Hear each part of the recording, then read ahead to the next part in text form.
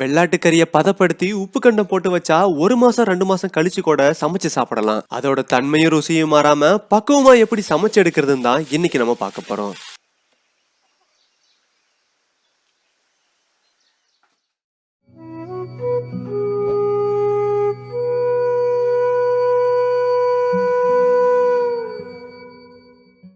உப்பு கண்டம் போடுறதுக்காக நாங்க சுமாரா 5 கிலோ வெள்ளாட்டு கறியை எடுத்துக்கிட்டோம்.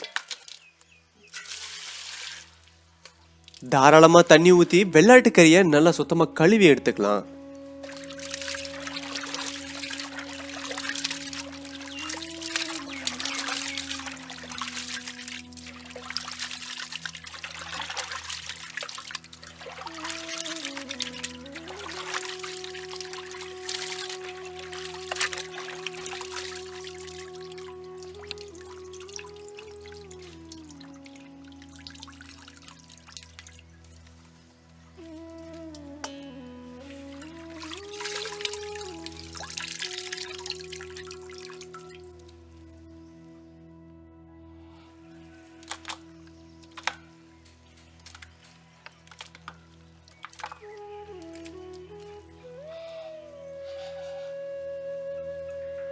கறியை பதப்படுத்துறதுக்காக கொஞ்சம் உப்பு ஜாஸ்தியாவே எடுத்துக்கலாம்.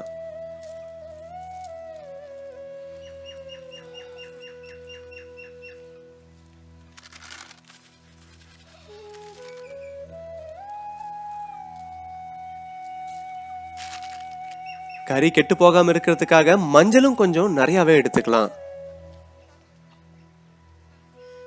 கறியோட எல்லா பக்கமும் உப்பு மஞ்சளும் சீரா இருக்கணும். அதுக்காக கறியை நல்லா பிரட்டி எடுத்துக்கலாம்.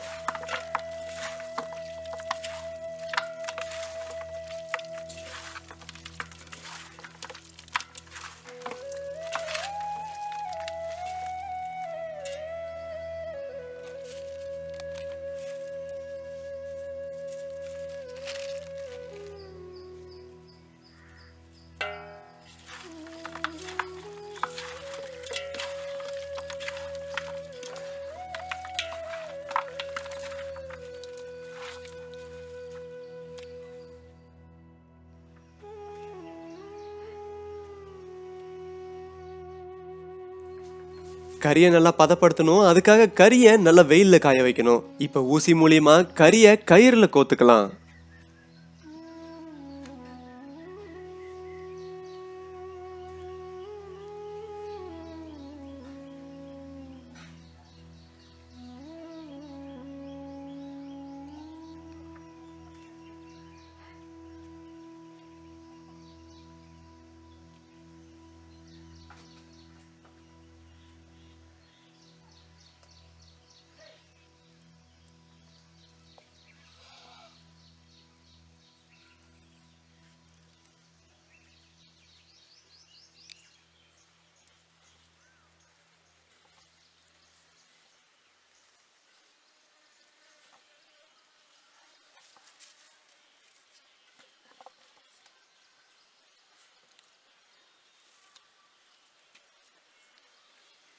கறியை நல்லா வரிசையா கோத்துக்கிட்டாச்சு. இப்ப வெயில் பட கறியை ஒரு 10 நாள் காய வைக்கணும்.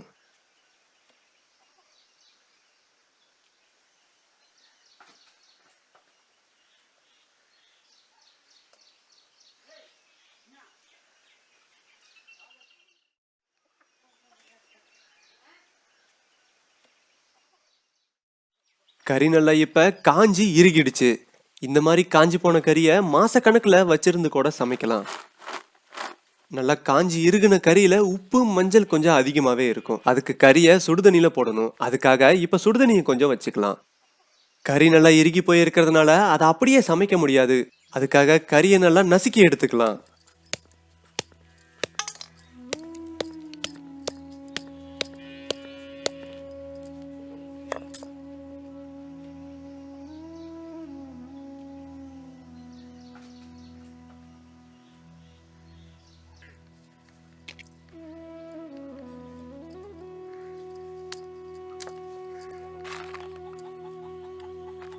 நசுக்கி எடுத்துக்கிட்ட கறியை இப்ப சுடுதண்ணில போட்டுடலாம். சுடுதண்ணில போடுறதுனால கறி நல்லா பஞ்சு மாதிரி ஆயிடும். உப்பும் ஓரளவு குறைஞ்சிடும்.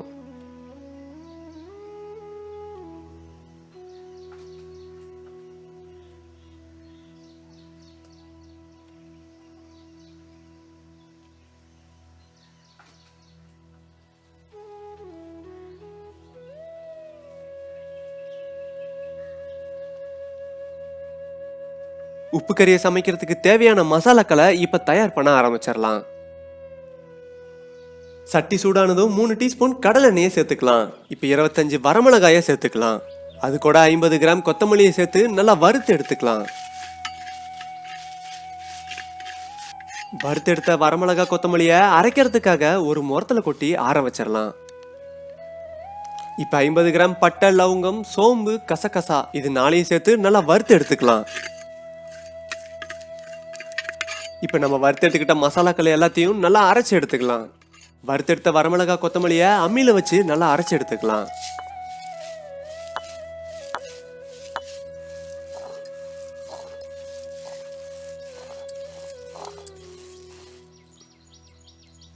இப்ப நம்ம வறுத்து எடுத்துக்கிட்ட பட்டை லவங்க மசாலாவை அம்மியில வச்சு நல்லா அரைச்சு எடுத்துக்கலாம்.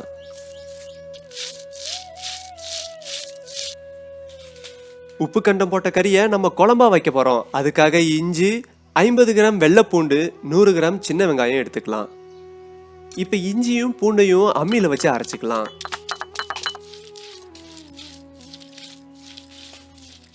இப்ப சின்ன வெங்காயத்தையும் அது கூட சேர்த்து அரைச்சிக்கலாம்.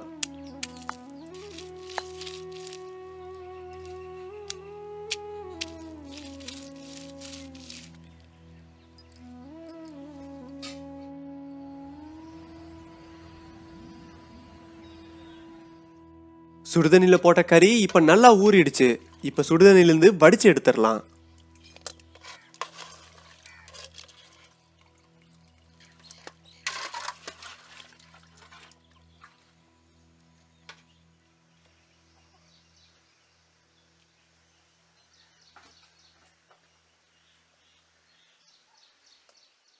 உப்பு கண்டம் போட்ட கறியை இப்ப சமைக்க ஆரம்பிச்சிடலாம்.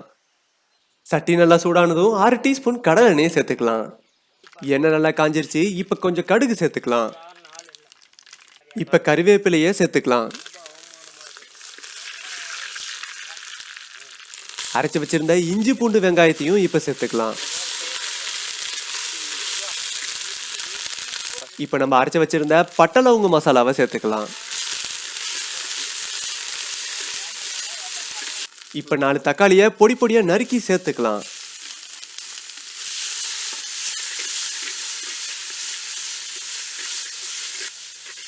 தக்காளி ஓரளவு வணங்கிருச்சு. இப்ப உப்பு கண்ட கறியை சேர்த்து நல்லா வறுத்துக்கலாம்.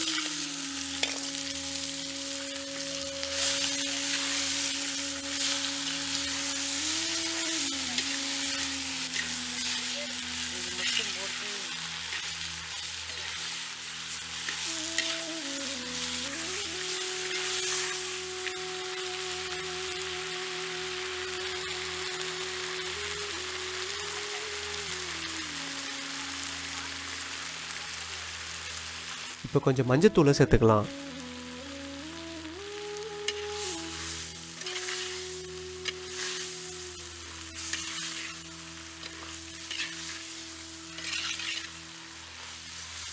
கறி இப்போ நல்லா வேகணும். அதுக்காக கொஞ்சம் தண்ணியை சேர்த்துக்கலாம்.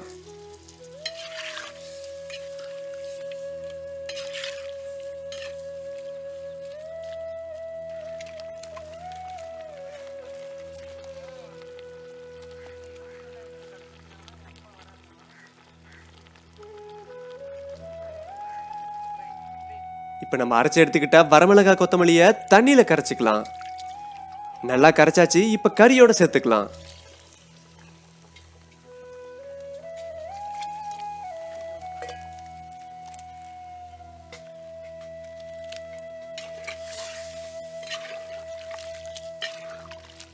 கறியை நம்ம காய வைக்கும் போதே உப்பு சேர்த்துக்கிட்டோம். இப்ப குழம்புல எந்த அளவுக்கு உப்பு இருக்குன்னு பார்த்துட்டு அதுக்கேற்ற மாதிரி உப்பு சேர்த்துக்கலாம். சட்டி இறுக்கமா மூடி இப்ப கறியை நல்லா வேக வச்சிடலாம். அதுக்குள்ள குழம்புக்கு தேவையான ஒரு மூடி தேங்காயை நல்லா அரைச்சிக்கலாம்.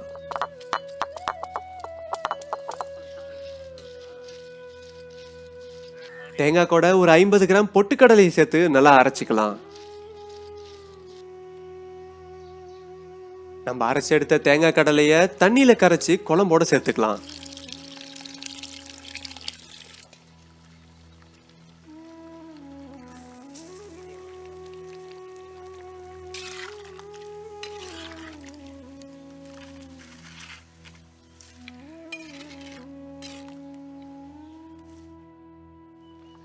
குழம்பு நல்லா கொதிக்க ஆரம்பிச்சிருச்சு.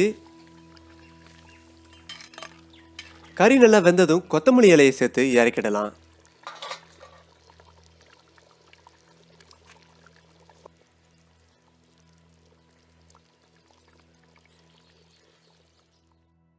உப்பு கண்டம் போட்ட கறி குழம்பு இப்ப தயாராயிடுச்சு.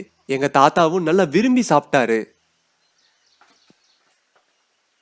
எங்க தாத்தாவோட அம்மா எங்க தாத்தா சின்ன பையனா இருக்கும்போது இந்த மாதிரி அடிக்கடி செஞ்சு தருவாங்களாம். அதனோட ருசி எங்களுக்கும் தெரியணுன்றதுக்காக எங்களோட பாட்டியும் அம்மாவும் எங்களுக்கு இதை செஞ்சு கொடுத்தாங்க. இப்போ ஒரு தேவைக்கு கிடா வெட்டுறோம், விசுவாசம் பண்ணுறோம், அது கறி மீதி ஆகிட்டா நம்ம உப்பு கண்டம் போட்டு எப்போ வேணாலும் சாப்பிட்லாம். கருவாடு மாதிரி சூப்பராக இருக்கும். இந்த மாதிரி உப்பு கண்ட கறியை சாப்பிட்ட அனுபவம் உங்களுக்கு இருந்திருந்தா கமெண்ட் செக்ஷன்ல மறக்காம பதிவு பண்ணிருங்க.